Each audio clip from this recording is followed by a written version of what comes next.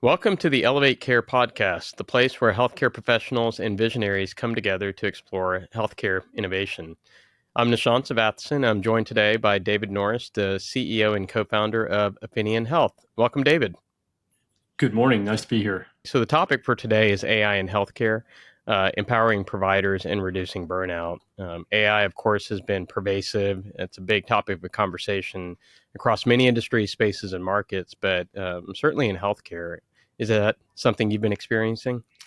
Yeah, I think it's a pretty exciting time in healthcare because obviously over the last 20 years, there's been a lot of innovation and technology introductions into healthcare, but AI represents the biggest opportunity to make a material difference. And so I'm super excited to be here at this place at this time in healthcare. It's just really, really exciting. Oh, that's terrific. Can you tell us a little bit about your journey in healthcare technology and how you got started?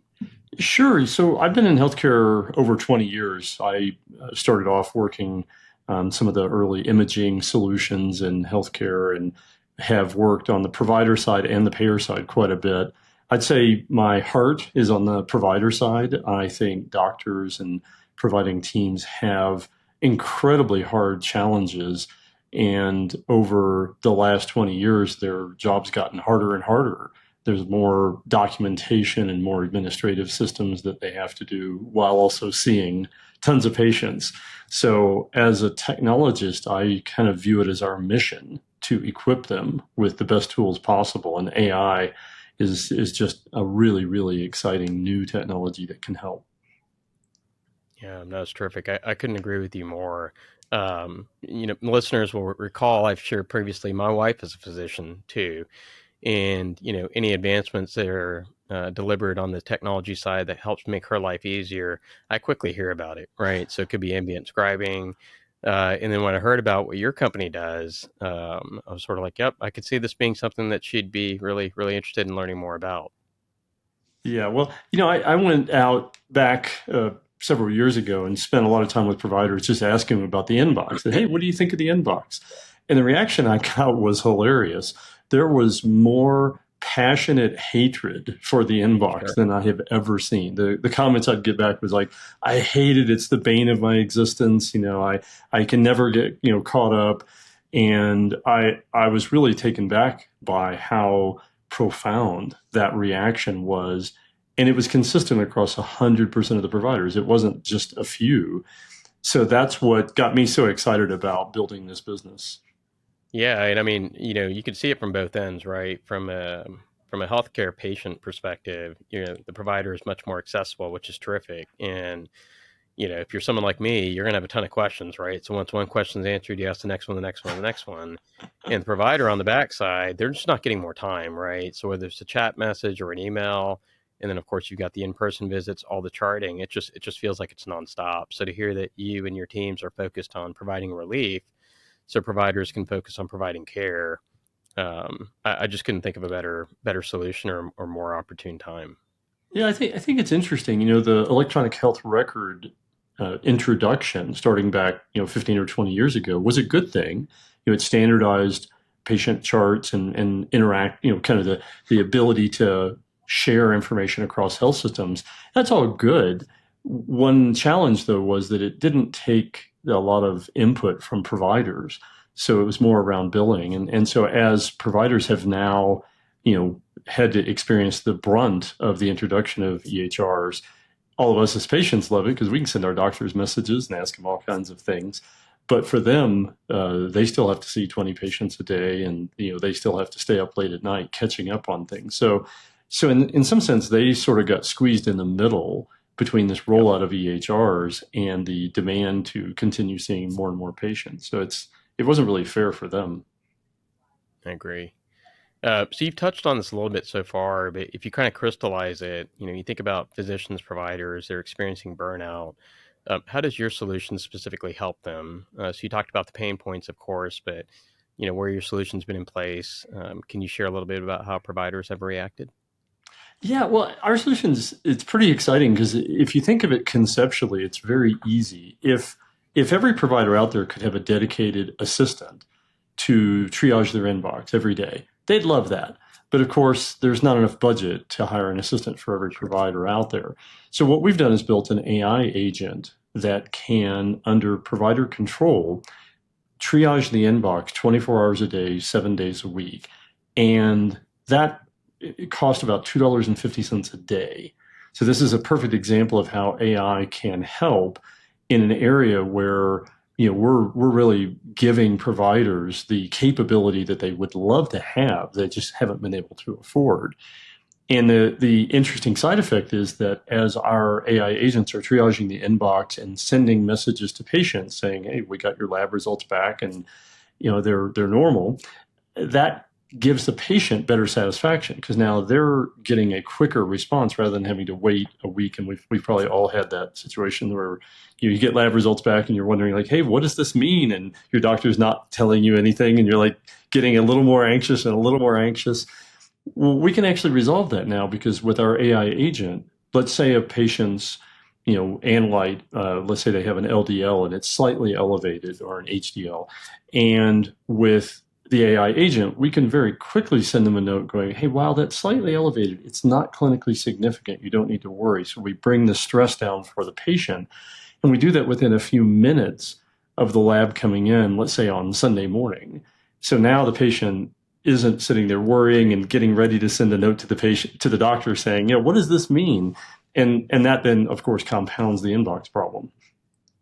Yeah, no, I think that's terrific. There have been cases where family and friends will receive lab results before the doctors have been able to even see and review it themselves, right? So to your point, they're left seeing 10, 20, 30 numbers, trying to interpret, and you see one number that's off, but it's about how it works collectively, comprehensively, and how you diagnose. But if you have an AI agent that can, in a more timely manner, simply just in time effectively, I can see that actually just, you're also solving for patient care outcomes with that, right? Not only are you helping alleviate provider burnout, but you're also solving for patient care outcomes, which is end of the day the goal too, right? So Well, yeah, I think that's one of the areas that most people don't recognize is with AI, it can do a few things really, really well.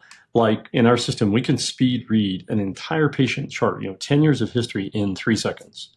So with a provider that's reviewing lab results, and let's say lab results come back and they're a little bit more complicated, so they're not normal. One of the things that we can do is, if you can imagine sort of doing the data mining of going down to the patient chart, digging to the surface, all those things that are really important to know about that patient. And then within the context of that patient, looking at the lab results and surfacing the things that would be most important for the provider to consider. That sure. is helpful. So it's basically we're speed reading the chart and saying, "Hey, look here, this might be important." Now the provider can use their clinical expertise in a very focused way, rather than having to sit there and spend 20 minutes trying to read 10 years of history. We can do that for them and allow them to really look at the things that are important. And that, to me, is, I often say, making providers superhuman. That's what we should do, is let them use their clinical expertise where they need to, where they want to, rather than filing some document they got copied on that they didn't even want to see in the first place, which happens a lot in healthcare. Sure. So maybe walk me through. Um, you probably have different providers, physicians on different ends of the spectrum, right? Some are avid adopters of new technology, and others are a little bit more cautious, curious.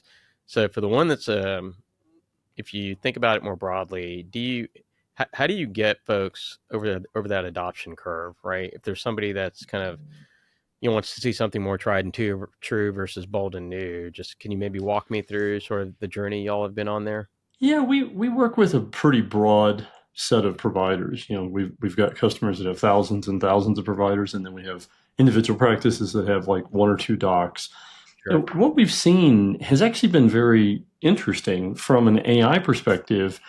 One might think that there would be the early adopters and then the late adopters, but we're really not seeing that. I think the problem of the inbox with providers is so profound that most providers just don't care what it's built using. It's kind of like an MRI machine. Like if you looked inside of an MRI machine, do you think there's any AI inside there? Well, sure, but they don't care. They just care, does it do good imaging? And I think that's what we're seeing with this is they just want help with the inbox. The fact that it's AI, they don't really care. As long as it works and has reliable output, they don't really care. And so we haven't, amazingly, we haven't seen that kind of typical early adopter curve. We've just seen doctors desperate for help. That's terrific. Kind of reminds you of so a lot of operators have this point of view: never let a good crisis go to waste. It sort of seems like there's enough pain in the system where people are just open to a new and better way of doing things and doing them differently. So does your AI have the intelligence to kind of scan through and say, hey, this is maybe a high risk sort of thing that it should be deferred for the provider to review themselves versus AI sort of like, or does your agent work in the sense that you provide a recommendation, the provider reviews it first before it's sent? Just maybe walk me through how it's actually operationalized from that standpoint. Yeah, it's a great question. So with a human, if you had a human triaging your inbox, you would say, hey, do these things and don't do those things.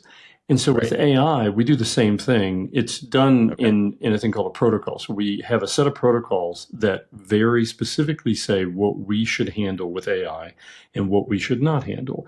And a great example would be, let's say you get a normal lab result back. Providers really would prefer not to spend time on this. Like, hey, just tell the patient it's normal and move on. Sure. But there's certain cases where you don't want to do that. So an example would be if you had an analyte, let's say like a PSA, and a PSA moves a lot in a short period of time, but still normal. That's clinically important. So the protocol says that if that occurs, you need to leave that in the inbox and make sure that the provider sees it because that's very important. So the protocols are what give the providers complete control over what the system does. So it's not like the AI is off doing its own thing and trying to figure out what's important. The provider's saying, I want you to do these things, don't do those things. And that strict control, we believe, is where AI should be right now. AI is not perfect, and providers need to use their clinical expertise in a lot of areas. So that, I think, has been the secret to why this solution has been so broadly adopted and so popular is Yep. that it's helping, but not doing the work for the providers, doing what the Sure. provider says. Yeah. And the protocol is kind of a path to trust with the provider too, ultimately, right? That over It, time, I think confidence levels will increase and it'll start to take on more and more and more. exactly. So in our system, we handle some things automatically based on the provider's direction with the protocols. And then other things that are more complicated, we will do some of the legwork to prepare so that the provider can then review the right information faster. So we help on both sides, whether we can do it under provider control for the provider or whether we're just helping the provider. Smart. Okay. So that kind of ties back to your comment earlier. You can review, call it 20 pages within 3 seconds. And what you do is you surface the key details, information for that provider to then make the call. Because the provider has maybe said, hey, when it looks like this, these are the protocols, I'll do it. But you're still helpful, right? So you're still reducing that time spent ultimately overall. So that's Exactly. terrific. Yeah, exactly. And there's no magic to it. We're saving clicks and scrolls and all the kind of Sure. things that providers would otherwise have to do. But in an EHR, that's what takes a lot of time. When you get a provider having to go through 100 lab results every day, there's a lot of, hey, I'm going to click on this, and then you have to wait for the EHR to load. It might be 5 seconds to load, and then Yep. you got to go to another one. It all adds up. And Yeah. one of the interesting things is we're saving about 5 hours a week for a provider today. And that's great. But one of the things that we're hearing from the providers that is really interesting is that we're reducing the cognitive load of how hard it is to do this so they can then use that energy when they're actually seeing patients or working on a complicated case. We're working with some providers to try to figure out how to measure this. It's really interesting that, believe it or not, some of the most mundane tasks eat away at providers' sort of cognitive capability. I had a provider the other day say, I'm a very different doctor at 8 a.m. than I am at 5 p.m., which is a little frightening if you have an appointment later in the day. So I Yeah. think AI has a capability here, not just to save time, but to save that cognitive ability so they can focus it in an area that's most important. Sure. No, I mean, I think about it myself personally. If I need time to think slow, I'm better in the morning. And if it's things that are thinking fast, I do it later in the day. But a provider, you don't have the luxury of deliberately scheduling which cases you get at which times of the day. So you just actually, okay, interesting. I was just thinking through that out loud a little bit. It's a little concerning. Like depending, like, a lot of Yeah. surgeries are scheduled first thing in the morning, which is a good thing, right? So question for you. You talked about, possibly giving 5 hours back.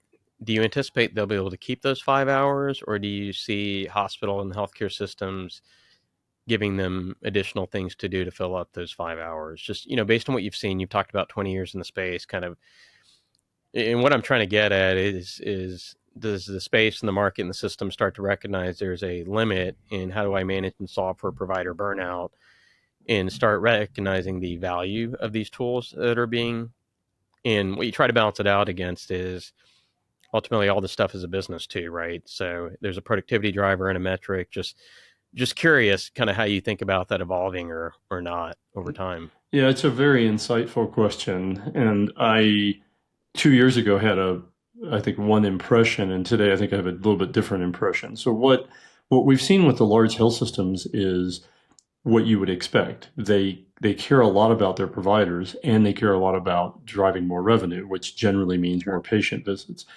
So what I've seen is that most of the systems that we work with that have thousands of providers really are more focused on giving the time back to the provider to balance their workload rather than trying to push them to see an extra 3 patients a day or something like that.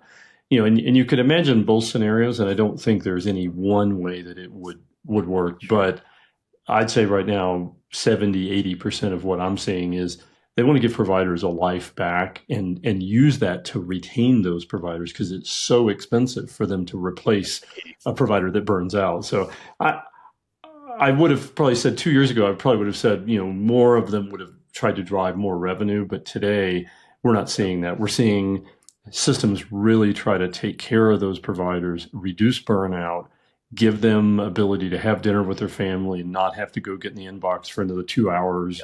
That's what I'm seeing.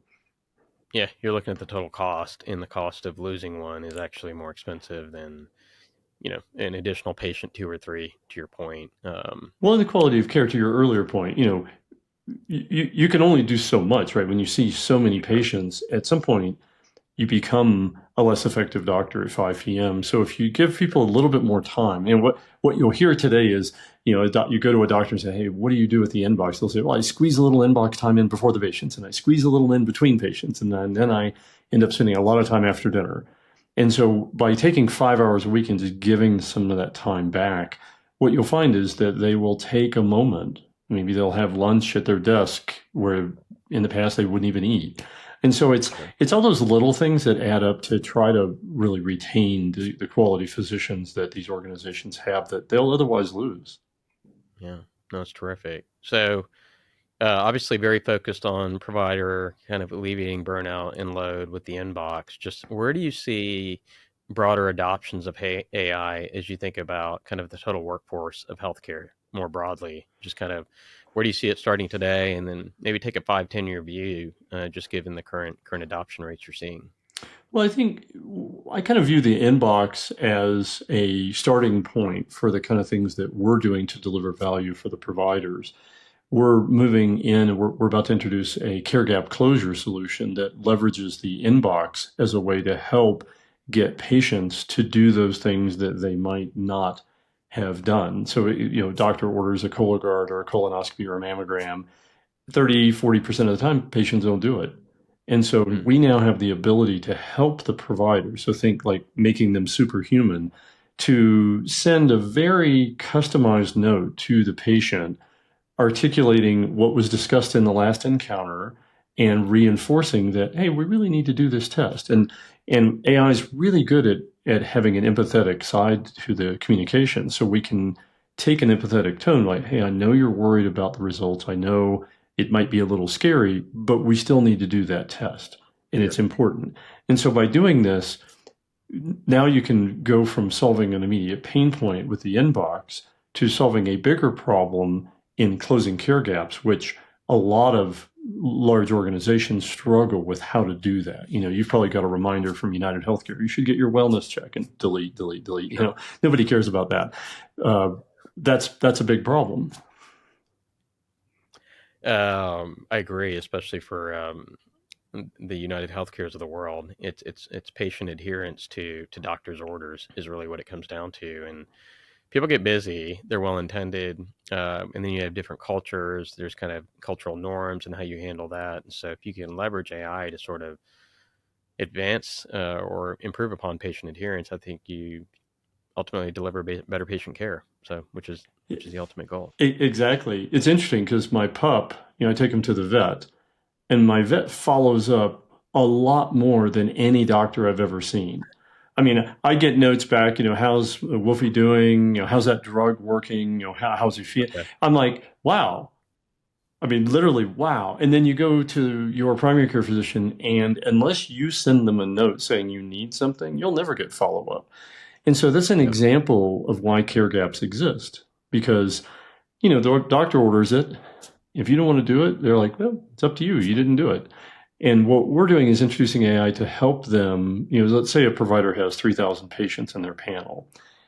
What we want to do is maintain a better relationship and more communication between the provider and the patient in between visits.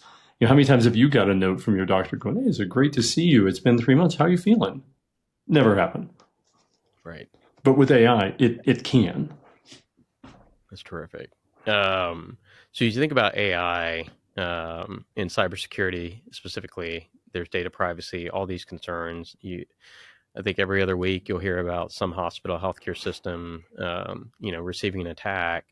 Just what steps do you take with Affineon to solve for patient data privacy as well as cybersecurity? We took from the very beginning a very, very strong approach, partially because of all of the attacks you read about, which are a little scary, but also it's just the right thing to do. So with our system, we bring in patient information, but we de-identify it immediately so that everything inside of our system is dealing with information that doesn't have the specific name and identifiers for the patient. And that's critical, especially with AI, where you want to train a system on how to do certain things, but you don't want to really share that specific patient information that is really unnecessary. So in our system, we've taken a very strong approach. We're SOC 2 certified, so we went through a very rigorous process of putting in place those things to secure the information we have, and we de-identified it, and of course it's encrypted. So in the end, even if somebody broke in and they got a bunch of de-identified information, they wouldn't know what to do with it. So that is our approach, and I know every organization can't necessarily do that, but for us, that ensures a lot of security and safety for the patients that we deal with, their private information. Okay, terrific.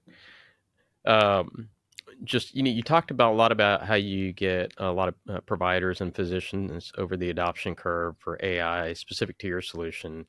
When you think about more broader applications of AI across healthcare, any advice that you would have for providers or physicians to help get them more comfortable with entertaining, and it could be protocols as you suggested you use, but just any thoughts, suggestions you see there?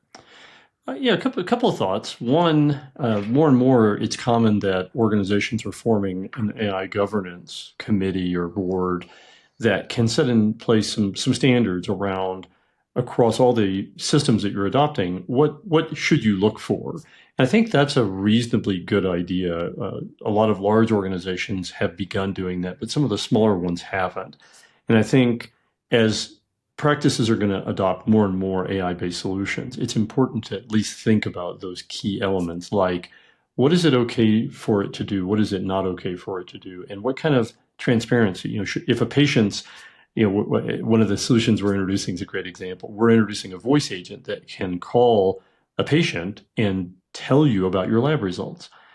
And the problem is fascinating because most of the time, most practices will have a staff, a little pool of people that call patients, and they try to get you on the phone, and then they leave you a voicemail, and then you call them back, and they're on the phone with a different patient. So there's this never-ending phone tag, and that's frustrating for a patient. So with AI agents, you can actually just call the patient and talk to them. And if they call back, you can always answer the phone 100% of the time.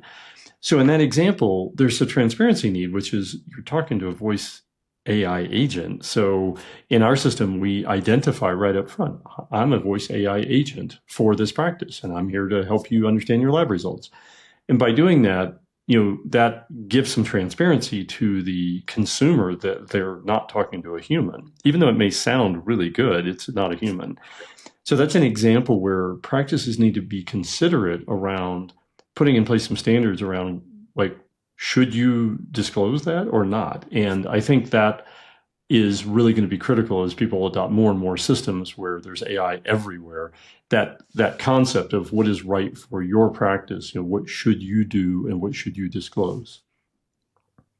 It's an exciting time. I just, you think about the future. I think it was the CEO of Google that described, AI as the equivalent of fire, right? In terms of the impact it can have broadly. And I mean, just a little glimpse that you're giving us here on this podcast with your organization and your company, it's incredibly exciting. So, with that said, when you think about Affineon Health, what's next for you all? So you've started here. Can you talk about any key feature or capability releases that you have coming up around the corner? Well, we've got a lot. It's an exciting time. So we're really trying to help providers initially with the inbox, and we do things like prescription renewals, and we help them with lab results, things like that.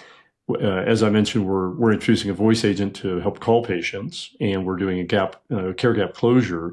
So those are a couple of features that are coming up later this year. As you look out over the next, say, 2 or 3 years, you can imagine the communications between the providers and the patients and how that could be improved. And so that's where we're going. Today, most patients only talk to their doctor when something's wrong. That's what happens, right? It's kind of like getting your car fixed. You go to the repair shop when it's broken. With Affineon, what we're really moving towards is helping to create better communications when things are not broken so that you can actually improve healthcare. And we've seen this over and over and over. A lot of patients will not go to the doctor. Something's bothering them, but I don't want to bother my doctor, and it's not that bad. And those tend to become the worst problems that end up costing our healthcare system billions of dollars. We want to solve that problem. We want to create a communication between the patient and the provider that is a relationship, not just a, hey, I'm broken, I need to get fixed. And that's a big thing, and it's not going to happen overnight. But just imagine the scenario where you go to the doctor and then out of the blue, you get a message just checking in on how you're doing. That scenario today just doesn't happen in healthcare, and we're going to make that happen. I love it. I love your solution. It's just so very thoughtfully done, and it's a great application and use case. But I could also see it sort of being a cornerstone of the hospital healthcare system AI strategies for many of those that you're working with. So, David, thank you for spending time with us here today. Just really enjoyed the opportunity to meet, get to know you, and learn more about your organization too. Well, it's really good discussion, and I appreciate you highlighting the kind of advancements that are occurring in healthcare. It's a very important topic, and I'm glad to have been here. Thank you for joining us today on Elevate Care. If you found this episode valuable, please consider sharing it with a colleague and subscribing to our show on your favorite podcast platform. You can learn more about this episode and our show on our website at amnhealthcare.com, and follow us on social media to stay updated on new episodes and the ever-changing world of healthcare.